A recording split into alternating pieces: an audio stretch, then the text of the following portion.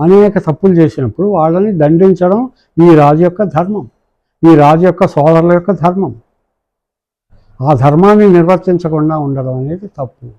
అలాగే మనకేదైనా వచ్చినప్పుడు మనం కూడా ఏది మంచో ఏది చెడో చూసి అందరికీ మంచి జరిగేటటువంటి దానికి మనం అడుగు వేయకుండా మంచి మాత్రమే చేస్తూ ధర్మో రక్షతి రక్షిత, ధర్మాన్ని రక్షించాలి.